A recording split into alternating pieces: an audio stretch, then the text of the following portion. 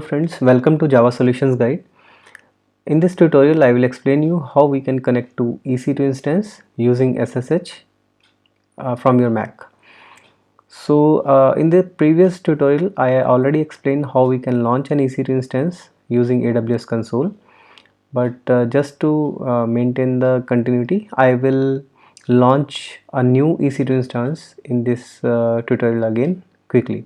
Okay, so for that I have already logged into AWS console, and I'm in the London region, and I'm going to launch an instance. For that I need to go to EC2 service. I'll again show you how to reach there. Go to EC2 and I need to go to launch instance, click here and launch instance, and then I'll choose this Amazon Linux AMI. I'll go with the general purpose T2 micro with one virtual CPU and 1 gigabyte of memory, which is under free tier eligible. Next, configure instance details, and here also I will leave it as uh, default only, and yeah, and I'll say add storage. Again I'll leave it to default. Add tags, no, not required. Configure security details. This is important because we are going to access our EC2 instance using SSH from our Mac, so it should have the security group which will be assigned to this EC2 instance should have this rule which will allow SSH traffic, which from SSH traffic from anywhere on the internet. So this 0.0.0.0 /0, this means that from anywhere on the internet SSH traffic is allowed on port 22. And then I'll say review and launch, and then I'll say launch, and here you need to download the key pair which will be used for logging into the EC2. So I'll name it as EC2, or maybe my EC2 key pair, and then I'll say download key pair, and it will be downloaded in my download folder. Now let's click on launch instances, and it will start launching the instances. As you can see here, your instances are now launching. Now scroll a little bit down, you can see view instances. Click on this, and here we can see AWS EC2 instance is getting launched. The current instance state is pending. In couple of minutes it should be running. Let's refresh it. Yeah, so it's running now. So now we can try connecting to this instance using SSH. So there are some prerequisites which should be there before we can connect to this EC2 instance. So we'll have look over the prerequisites. So yeah, these are the prerequisites actually which are required before we can connect to EC2 instance. So the first one is verify that the instance is ready.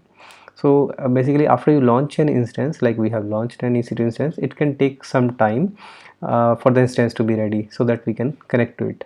So we need to check that the instance has passed its status checks. So once the status check is passed, only then we can connect to that EC2 instance. If we try to connect to that instance before that status check is passed, it will basically give you timeout error. So let us see if the status check is passed or not. You need to go to status checks, or you can see here also status checks. It is showing initializing. So at this moment if I try to connect to this EC2 instance, I'll get the operation timeout. So I have to wait till the time this status check turns green.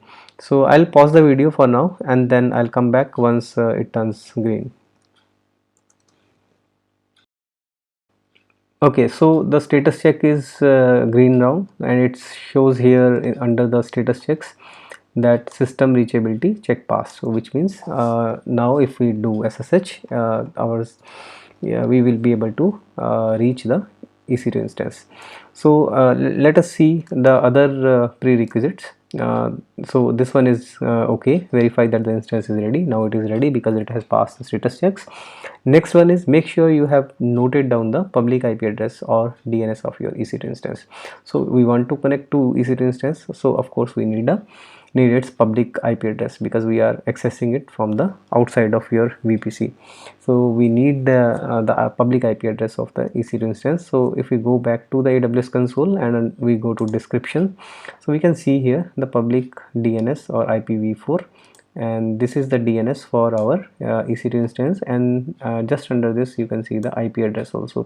So one of these is required, you can use any one of these. So yeah, you should know this, that this public IP address or DNS is available here. Next one is make sure you know the default username which you will use to connect to your instance. So we have used a particular AMI, which is Amazon Linux AMI, to launch our instance, and for different type of AMIs there are different users which we can use to connect to our EC2 instance. So for Amazon Linux AMI, the user is EC2 user. So we need to know that we can connect to EC2 instance using that user. And for the list of users for other operating system, for other AMIs, you can have a look over this link. And the next thing is make sure you know the location of the PEM file. So we downloaded the .pem file when we launched the EC2 instance, and we saved it in the download folder of our machine, Mac machine, and we should remember that location because we need that file, the .pem file, to log into or to SSH to EC2 instance. So make sure you know the location, you remember that location. And when you launch an EC2 instance in AWS, you specify the key pair. You can specify an existing key pair or a new key pair that you create at launch. At EC2 boot time, the public key content is placed on the instance in an entry within this folder, and to log into your instance you must specify the private key file when you connect to the instance. So basically it is using the public key cryptography, and the public key is placed in this particular folder on your EC2 instance when you boot your EC2 instance, and you provide the private key when you try to connect using SSH. And next thing what we need to make sure is we need to make sure that the inbound SSH traffic from your IP address to your instance is enabled. This is also very important, and we have checked already that SSH traffic to our instance is already enabled because we want to connect using SSH. So it's important that security group of our EC2 instance allows the SSH traffic. So we can cross check that by going to description, and then we go to security groups, click on the security group, and then click on this security group ID, and here we can see in the inbound rules it allows the SSH traffic from anywhere on the internet on the port 22, and outbound rules, if you see, our traffic is allowed. So this is good. We'll go back to instances, and we are again here. Let us see if we have anything more. Yes, the last one is make sure that you have given right permissions to the .pem file.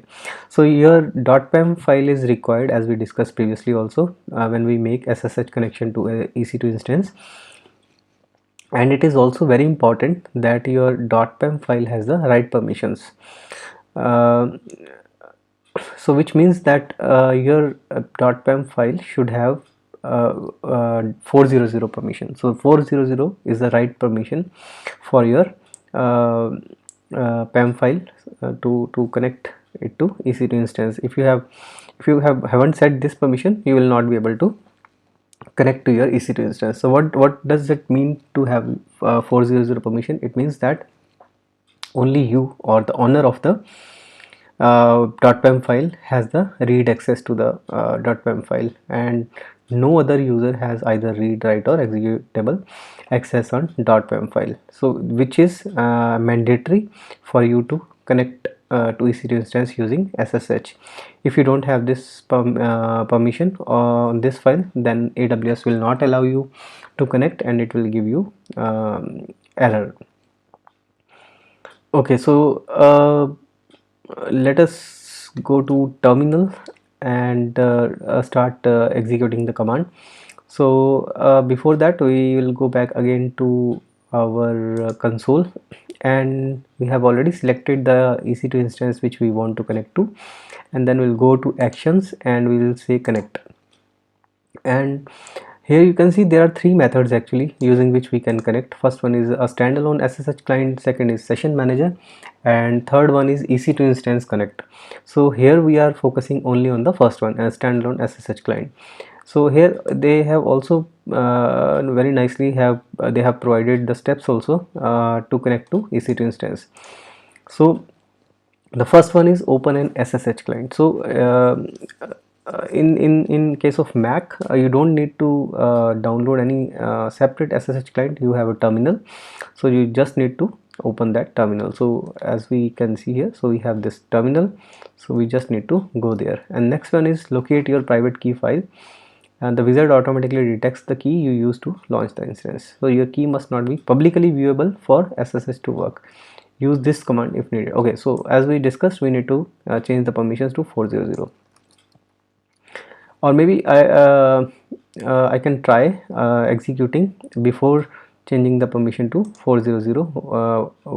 How does it behaves? So I'll say execute this command actually, and without changing the permission to 400, and I'll go here and I'll say paste.